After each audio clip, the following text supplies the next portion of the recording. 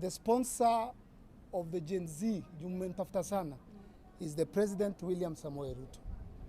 He's the CEO sisi kwa sisi. Ameland. Tunaona leo ameland different sana. Wearing white gown and so raisi. Tuongeleshe kwaje? Niko sawa, nashukuru Mungu. Nimerudi. Tulikuwa tumeenda matanga kidogo but tumemaliza. So we are back in the city. Na maisha sasa yaendelee.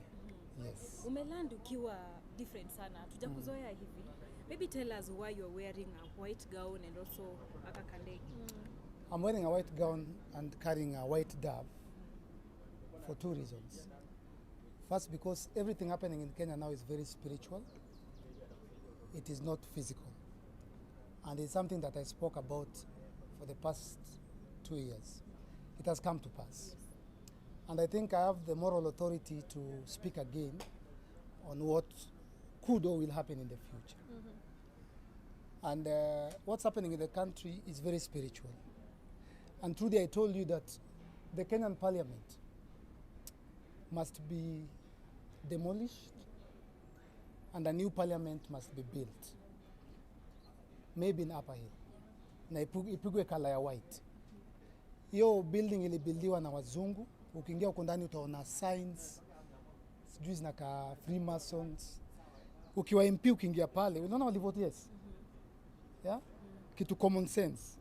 Walivote yes. Sasa wanaomba msamaha. Ukiuliza watakwambia sijui, I'm sorry. What Gen Z did by entering the parliament was very spiritual. Wakakaa kwa kiti ya Wetangula. Wakachukua ile scepter. It is a sign of authority. It means that the power moved from the parliament and the speaker to the people. When they went and sat on that chair and took that scepter and that gown, it means that the power moved from the president, from the speaker, from the chief justice, and now the power is with the people. And I want to call upon the President of the Republic of Kenya, President William Samoei Ruto. This is what I'm carrying in my hands is a sign of peace. I come in peace, we come in peace, but we have a message. We bear a message. They have been looking for the sponsors of Gen Z. They have been looking for the leader of Gen Z. Can I tell you who the leader is? Who is the leader? Can I break to you the news? Please do. The leader of Omondi and Gen Z and the Mandamano and the demonstration and the revolution is William Samoei Ruto. The sponsor of the Gen Z, mmemtafuta sana, is the President William Samoei Ruto. He's the one who is supporting, fueling, sponsoring. Every time he does a press statement, he's sponsoring Gen Zs. His actions, his words are fueling anger. So he's the leader. And alianzisha. Na yeye ndiye anaendeleza. I want to call upon the President of the Republic of Kenya, Dr. William Samoei Ruto, to first start by dissolving the government. It's unfortunate it doesn't have the power to dissolve the parliament, constitutionally changed. Yes. But he has the power to dissolve the government. Kibaki did it in 2007. Kibaki fired all ministers, fired all PSs, and started afresh. I'm calling upon the president to dissolve the cabinet, to fire the cabinet and PSs and heads of parastatals, all of them. And then, on Thursday, tunaenda Statehouse. Na hii ndege yangu. Kama unataka kwenda Statehouse, tafuta nguo ya white, tafuta ndege ya white, tafuta flag. After the president fires all the cabinet secretaries, we will go and talk to the president. Because we want the government of William Samoei Ruto to be the government of the people, by the people, for the people. The ministers in the government should be the ministers of the people, by the people, for the people. Eric, talking of going to Statehouse on Thursday, unajua njia zote za Statehouse zimefungwa. I don't know how we're going to manage to be there. He will allow us. And also, nimeona comment section, Gen Z from different counties wakiuliza, how are they going to come here, watafikaje Nairobi because they want to be part of it? The president will allow us. Tumeomba. Si nimeomba publicly. Tumepeana time, tumerequest. Na tumesema the guest will be 300. There'll be 100 mama mbogas in white kama hii yangu, 100 bodabodas in white kama hii yangu, and 100 youths in white kama hii yangu. In fact, naongeza 100 PWDs, people with disability. So it'll be 400. Hata tukipewa chai tutakuja. Tunakuja na uzuri. So you want to have a talk with our president? A talk face to face. Not on Twitter, not on TV, not a press statement. We want to talk to the president. I want to talk to the president, tell him, Your Excellency, sir. Fire them. No, our fire sahi. Sahi. Sympathy ni president. Na advise our fire before Thursday. So that tukienda kuongea, we can now have a talk. Eric, unajua kusema kwenda State House ina pose a great, risk kwa watu. So kuna any form of protection yenye watu watakuwa nayo? Hapana. Tutakuwa tuna flag. Itakuwa very peaceful. Itakuwa very peaceful. Hata nibebe kupiga Itumbi hajachukua simu yangu. So hiyo ndio kitu tunafanya different this time na match yako. We are telling the president and the government the time, the people. Tutafika hapa tufanye hivi, unaangaliwa. Si ambush. Si ambush. Ni 11 am. The agency pia ilikuwa peaceful but kulikuwa na police pale. Uko sure hawa hatutawekewa pale polisi tia gasi? Hapana. Wakitaka majina tutawapea. Maidi tutawapea. Utazuia aje wengine wale ambao watakuwa wanataka kujoin? Maybe Uganda. Tutapanga leo na kesho. Tuko na leo na kesho. Wednesday is late. Tutapanga leo na kesho. Out of respect, we will give names of 100 mama mbogas. We'll give names of 100 bodabodas. We'll give names of 100 people with disability. We'll give names of 100 youth. Hiyo list itaenda. Hata nitaandika leo. Yeah? Nitumie Itumbi, nitumie president. Niko na namba yake. And Eric, people are asking if you're a prophet. There is something that you said last year, I think tukianza. And it happened this year when tumekuwa kwa street. Kitu tu ulizungumza about people going to the street. Are you a prophet? Hatujui labda ama. I think I have, may God protect me.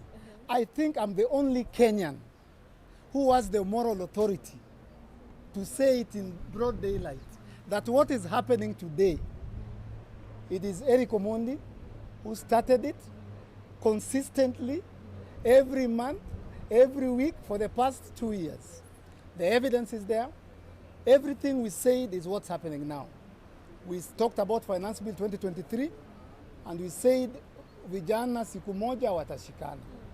And people said Wakenya cannot. And it's the same thing happening right now, Trudy. Unaona hii clip nasema sahi, mutaicheza tena next month if the president does not fire the cabinet. What happens if he doesn't fire the cabinet? Yani, what will the young people do if he does not There'll fire be no the cabinet, peace. Parliament, haitakuwa restructured tena? You see, spiritually speaking, the power is not with the president. Spiritually speaking, the power is not with Wetangula. Spiritually speaking, the power is not with the CJ Koome. Spiritually speaking, the power is back with the people. And for the president to gain the power back, he has to gain trust. There's no public trust, there's a vote of no confidence.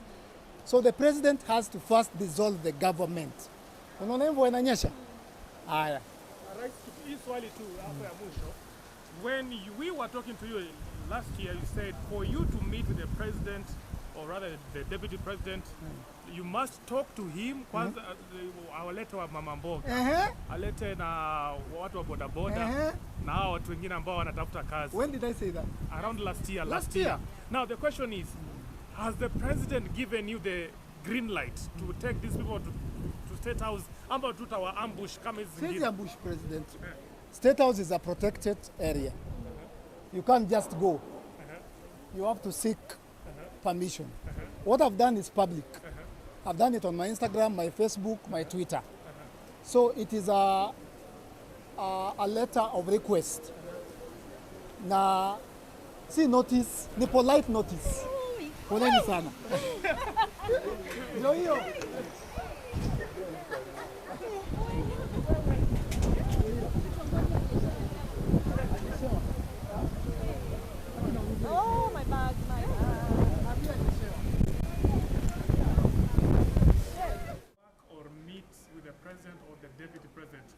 unless akubali upeleke mama mboga hawa watu wote ambao wanateseka pale State House. Now, right now unasema kwamba you are going to meet with the president of these people. Yes. Ni kitu ambayo maybe umeshakubaliana na watu wa State House wapeleke ama what's your plan? The message has always been the same. President akikampeni hata kusema jenzi alisema mama mboga na boda boda. So it is the contract was between President Ruto and mama mboga and boda boda. Hata kusema vijana, hata kusema hawa madaktari alisema for 3 years alisema boda boda na mama mboga. That was the contract he signed. So I have sent my invitation, my request to the president, and I've let him know that I'll be coming with 400 people. But you know, that is his house. Plug. Nikwambia ndakuja kwako Friday 11. Uko na right ya kunireply na kuniambia Riko sitakuwa usiku, sijaribu kuja, hata sitaki kukuona. Yeah? We are not, unaona hii? We are not forceful. We are not ambushing. Nimepost nikasema please fire the cabinet, PSS and parastatals, and on Friday tunakuja 11. President anaweza sema kijana mdogo usijaribu kuja hapa State House. Ni nyumba yangu usikuje. Mimi nitasema mtaenda. Sitaenda. Mimi sitaenda, lakini tutaongea pale mbele. Mtanitafuta tufanye interview nyingine. Mimi siwezi jilazimisha State House. I expect State House controller, the president ndo mheshimu, si lazima nipigie. Sema Riko ni aje hao tunasema mazoja tuma list. Na wanatoka wapi? Nitaambia wamama 5 wanatoka Nakuru. 5 wanatoka nini? Ama 47 women. Unaweza walipia 47 women from 47 counties. 47 youth from 47 counties. Moja West Pokot, moja Machakos, moja Kilifi, moja Kisumu, moja niwapatie list. Wafanye background check, but nataka rais atafute post 3. Apatie mama mboga 3 kwa government. Atafute post 3. Apatie actual boda boda. Watu wa boda boda wamesoma bana. Ni watu wa KU. Ni vijana wako na mapapers. Afanye serikali ya mama mboga. Ataona baraka jaiona.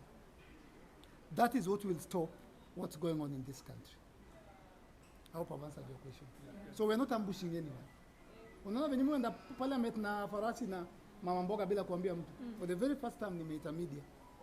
For the very first time nimeandika kwa page zangu. Nikasema Friday 11 tunakuja na hawa. And of course, if he says no, don't come, what's the next move? Will you still maintain that the president now should resign? What is the next plan? What I'm telling you is what will save our president, Dr. William Samoei Ruto. What I'm telling you now, what I've written on Instagram, is what will save his government. So he can do it or not do it. If he does it, the government will stay. If he doesn't hear it, unajua God alitupea free will. Plug siwezi kulazimisha na nyama kama utaki, unataka fish. Siwezi kufanya hivi kama mtoi. Ukikataa na wachana wewe. Mimi na advice. Afire cabinets, afire PS, afire heads of parastatal and government officials, a dissolve government, akutana na mama mboga 100, boda boda 100, youth 100, people with disability 100. Kidogo hata nikienda kuongea nitaongeza hawkers, but sitaki kuongeza. Status ni dogo. Akutana nao, itakuwa tu ni 1 hour bro. 11 to 12. He's a busy man. So Eric, ukisema hivyo kuna vitu zenye unasema unataka afanye na kuna vitu zenye ashafanya. There are changes that he had announced, atafanya kwa cabinet yake na nini. So you're not satisfied with this one. Asirishafol. What's happening? Our cabinet secretaries ndio wale walikuwa wanashika madoko marambe. Corruption iko, si wote tunajua penye corruption iko. So instead of losing the entire government, kuna opportunity at the president to save the day. But if he doesn't do that, iko sawa. Tutarudi hapa tena. Iko sawa. Sisi hatuna ubaya. Sisi hatuna vita. Nimevaa white, nimebeba davi ya white. It's a sign of peace. Tunakuja kwa upole, kwa unyenyekevu. naomba rais wa Kenya Daktari William Samoei Ruto anikubalie nikuje na wamama na bodaboda na vijana na watu wa walemavu. Ijumaa saa 5 asubuhi, Alhamisi saa 5 asubuhi mpaka saa 6 asubuhi. Yeye ako na mambo mingi anafanya, ako busy. Hatachukua time yake, kuna vitu tutamwambia. Akitaka media ikuje. Yeah, kama taki media tufunge mlango tuongee na tuombe na tupendane, but I'm promising you if that happens and I leave Statehouse at 12 on Thursday na nitoke kama hiyo imefanyika, utaona venye vitu zitanyooka. Asante sana. Thank you. Thank you. Asante.